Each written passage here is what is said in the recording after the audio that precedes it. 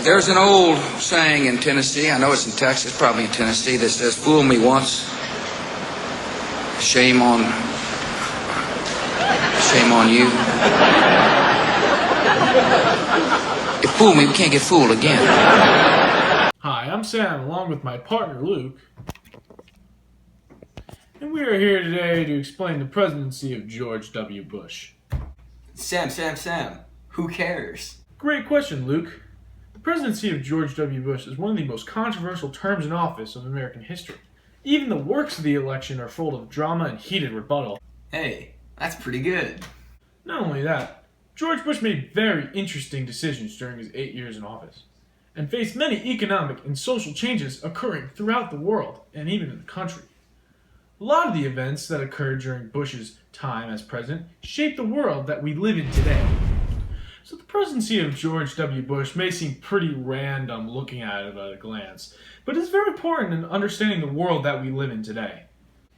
The controversy really starts to boil around the 2000 election. The Democratic Party was represented by Al Gore, who was the vice president of Bill Clinton at the time, and he asked Bill Clinton to not campaign for him because a lot of people disliked Bill Clinton due to his prior scandals. The Republican candidate was George W. Bush. He was running as a compassionate conservative, meaning that he organized many religious voters and many fiscal conservatives, which gained a lot of popularity among voters in the Republican Party. The merge of these two different groups was so popular that Bush won a lot of votes, over 50 million to be exact. However, Bush did not get as many votes as Al Gore, about 500,000 less votes than Al Gore got. Wait, Sam, why didn't Al Gore win the election? Well, Luke, as you will remember from your prior knowledge in history, the popular vote does not guarantee the presidency of the United States. It is decided by the Electoral College. The race between Gore and Bush was so close, it really helped solidify the divide between elephant and donkey and blue and red. Despite the number of votes Gore had over Bush, he did not have the electoral votes to become president unless he won Florida. Sam, did he win Florida? No, Luke, he did not win Florida.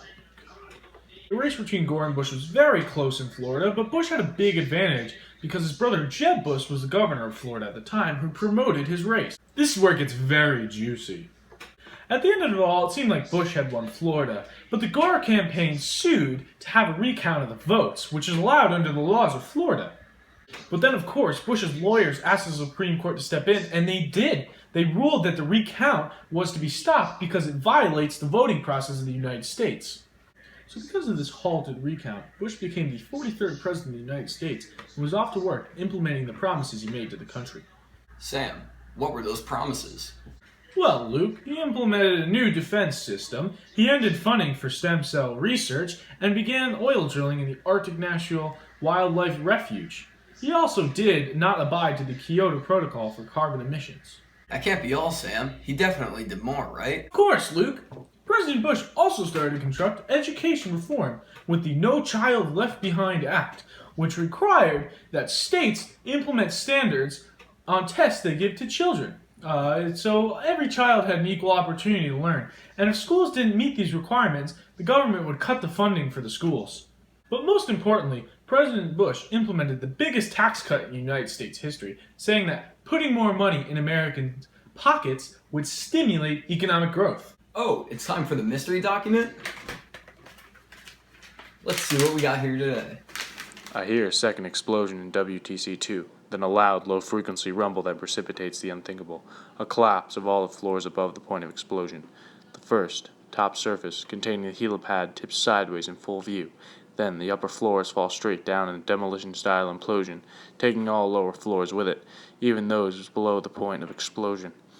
As I dress for survival, boots, flashlight, wet towels, swimming goggles, bicycle helmet, gloves, I hear another explosion, followed by now an all-too-familiar rumble that signaled the collapse of WTC-1, the first of the two towers to have been hit.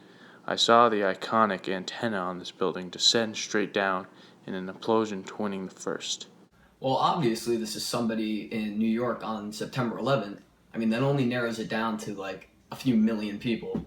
I'm just going to take a wild guess here and say it was, Neil Tyson, an eyewitness the September 11th attacks in New York. Right you are, Luke. Wow. Foreign policy would dominate the discussion of America after the September 11 attacks. That morning of the September 11th attacks, 4 planes were hijacked. 2 crashed into the World Trade Center in New York, 1 crashed into the Pentagon in D.C., and 1 was on its way to D.C., but a Italian group of passengers on the plane actually took down the terrorists, and the crane crashed in Pennsylvania. Over 3,000 people died, including 400 firemen and policemen. After the attacks on September 11th, Bush's popularity began to rise tremendously because of his retaliation against terrorism. In a speech given by Bush on September 20th, 2001, Bush implemented the Bush Doctrine. The Bush Doctrine summarized basically states that President Bush wanted to go to war with terrorism, however, not with the countries that had the terrorists in them. On October 7, 2001, the United States launched its first official airstrikes on Afghanistan. Osama bin Laden was located in Afghanistan, but he was being heavily protected by the Taliban. How did the U.S. deal with the Taliban? Well, Luke, the U.S. used ground troops to scavenge members of the Taliban across the country and eliminate their power in the government, which would lead to peace and democracy in Afghanistan.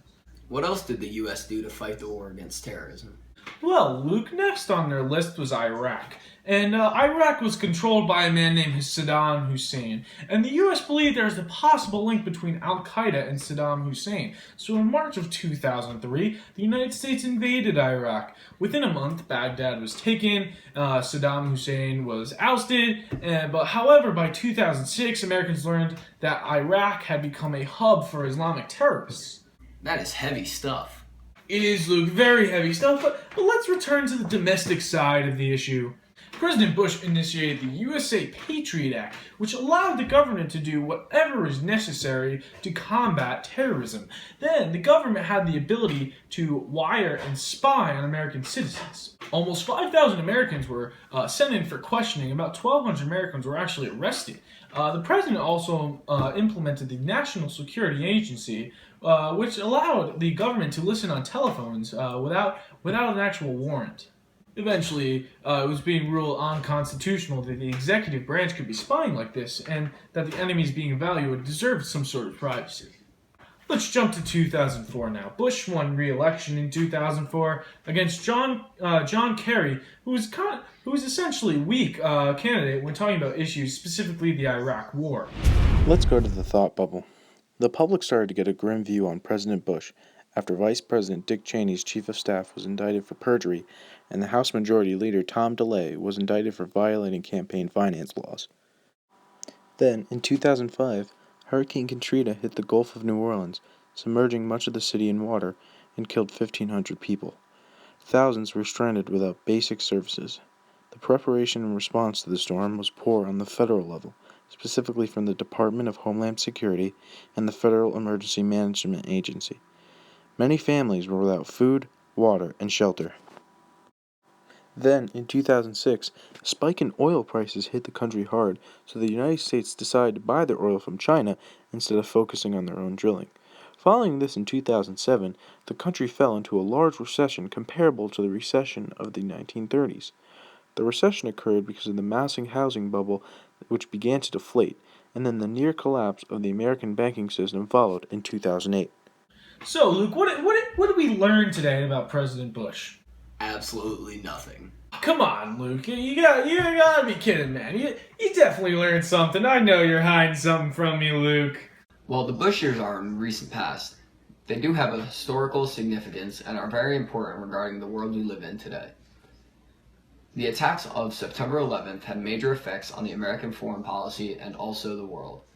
It helped us step back and realize the importance of democracy and freedom, and why it's so important to spread democracy we enjoy and celebrate every day. Oh, that's right. I knew you had it in, Luke. I knew you learned something.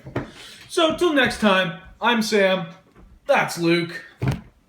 We'll see you next week on Crash Course. And so, in my State of the Union, or my speech to the nation, whatever you want to call it, speech to the nation.